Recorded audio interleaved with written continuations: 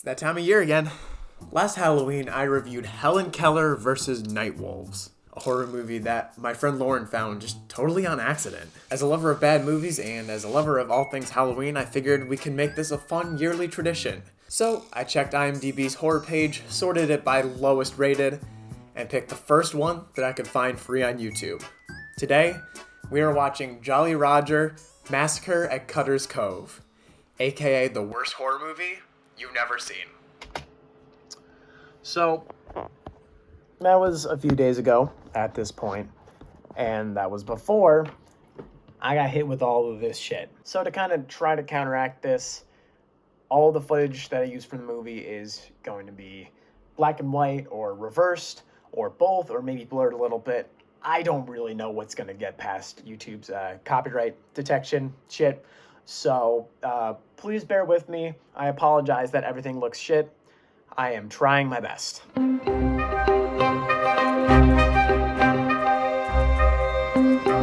Jolly Roger is a 2005 slasher film directed by Gary Jones.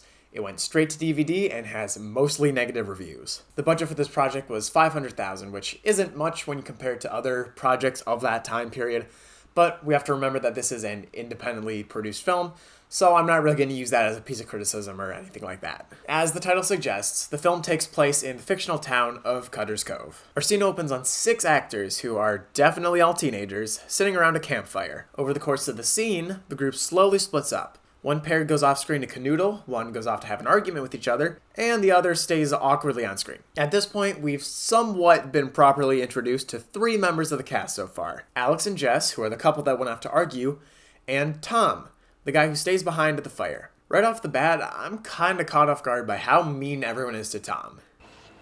Trouble. T-R-U-B-B-L-L-E-E. Trouble. Okay, maybe there's some merit to what they say. He is kinda stupid. Anyway, we cut back to our first departed couple who have started making out in Shrek's swamp. As they roll around, they discover a treasure chest containing a human skull. Fortunately, this isn't enough to kill the established sexy vibes, and the pair moves their praising of the Lord over to a nearby beach. In the most interesting choice of a cut, however. Give me my treasure, baby. You took my treasure, matey, but not again.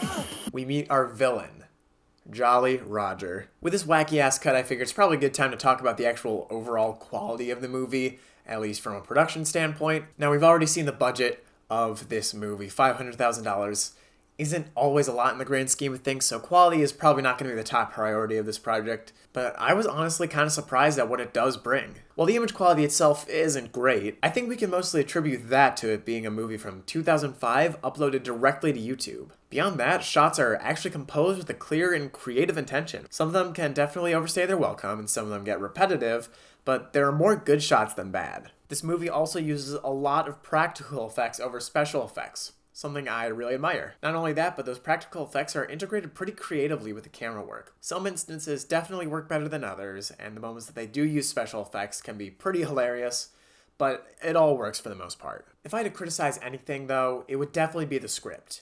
Now, the actors are doing a pretty good job, but they are working with a dog shit script. And instead of going into more detail, I figure I'll just let the movie speak for itself. Alex, no. Look, don't pull an OJ. They'll think you're guilty if you run off like this. Hey, check out Homeboy.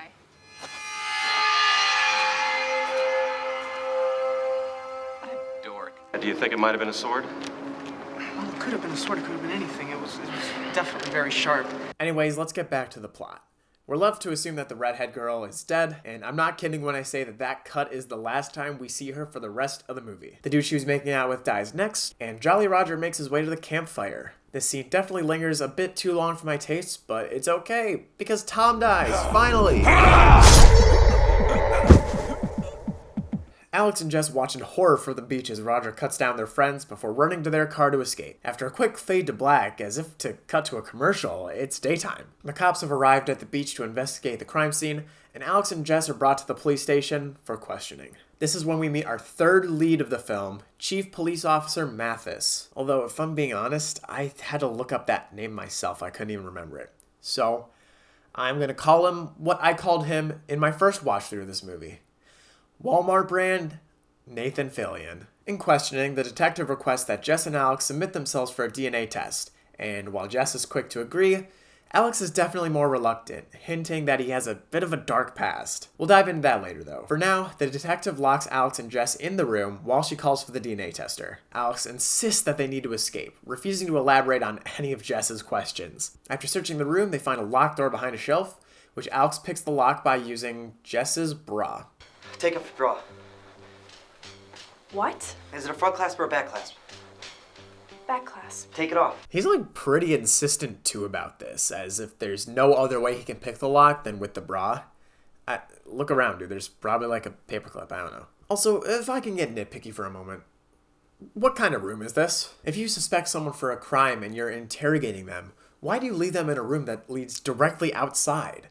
And why does that door only lock from the outside? Once again, just another example of how this script is terrible. Anyway, Alex successfully picks the lock and books it for the impound lot to get his car, with Jess reluctantly following him. Initially, they want to flee town, which I feel like would just make you look even more guilty, but they eventually settle on going to find a computer to research this killer pirate, so they head for their old school. All this time, by the way, we're jumping around Cutter's Cove to seeing different victims get slashed down by Jolly Roger. And I gotta say, anytime this dude is on screen, it's just fucking hilarious. Hey. Hey, don't do that! And we've also got this like weird B-plot sort of going on the whole time with Nathan Fillion, where he's going back and forth with the mayor about how he's gonna quit and turn in his resignation, but then it doesn't really go anywhere. That's okay, movie. I didn't really need emotional payoff for my characters anyways. This whole time, Fillion's always pretty much one step behind Roger, still keeping Alex and Jess as his prime suspects. That is, until Roger attacks a local strip club, and Fillion sees Roger on the security feed. At this point, he does a complete 180 on his beliefs, directing his suspicion from Alex and Jess to our scallywag friend. Yeah, he had on this, like, pirate costume. It was pretty gay. Yeah, this movie is not aged well. Meanwhile, Alex and Jess arrive at the school, logging onto a computer to look at the history of pirates. They discover that Jolly Roger apparently docked at Cutter's Cove back in the early 1700s or something, I don't know. I didn't remember it that well, and I'm not gonna go rewatch it. While they're researching, though, a teacher discovers them and calls the police. Alex is forced in this moment to reveal his dark secret that's been hinted at all this time. That when he was young, he went to juvie. For putting someone in a fucking coma. Now, I don't know about you, but I'm having a lot of trouble deciding whether this is an underwhelming reveal or is just fucking sinister. I'm so conflicted on this. Either way, it never gets brought up again after this point, so do with that what you will. Alex and Jess flee the school, and as soon as they're out of the scene, the teacher immediately dies at the hands of Jolly Roger. Jess has the idea to check a local plaque in town, where they discover all of the murder victims are direct descendants of Cutter's Cove's founding fathers. Geez, say that 5 times fast. That fucking sucks. Via process of elimination, they determine Roger's next target must be the mayor, so they head to her house to warn her. But they use some interesting methods to warn her. Now put yourself in their shoes for a moment. You just watched 2, maybe more of your friends get murdered. You're the prime suspects of those murders.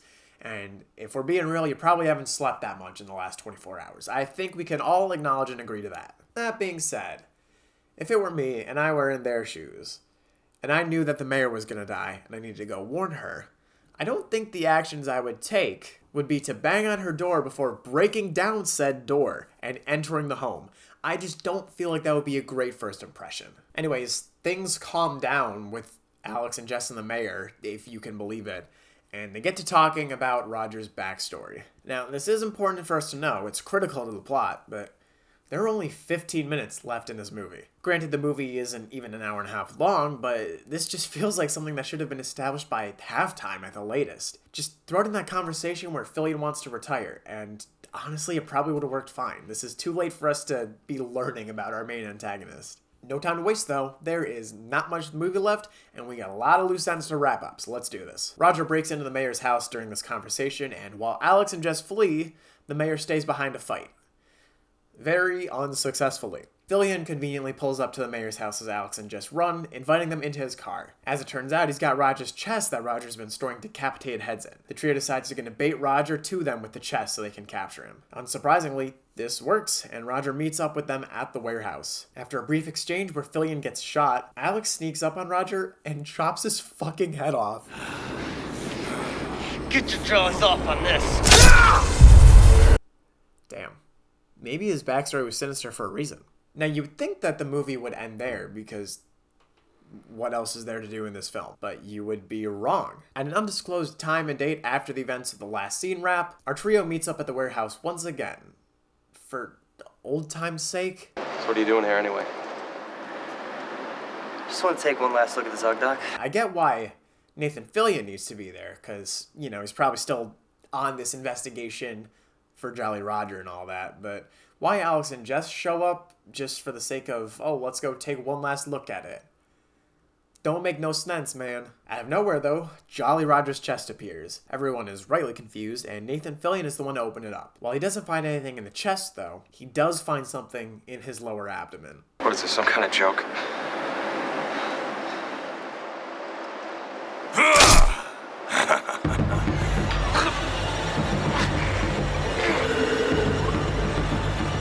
I didn't forget you, Mathis. Ahoy, me mateys.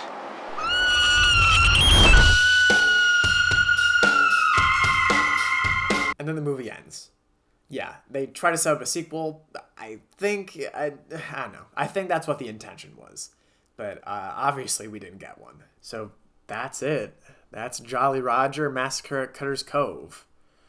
That is one of the movies of all time that I've watched. I've been trying to find the right words to explain my feelings about this movie, and it's been sort of difficult. While the concept of the film is fine on paper, I think it's executed rather poorly. The effects and actors are pretty good considering the film's resources, but they're not enough to salvage the dumpster fire that is this script. While Helen Keller vs. Nightwolves used its campiness and poor quality to its advantage to make it seem almost charming, Jolly Roger really failed to do so, and I cannot say I'll be watching this or recommending it anytime soon. Oh, getting kind of sweaty in here. I think I'm gonna go change. Yep. Happy Halloween.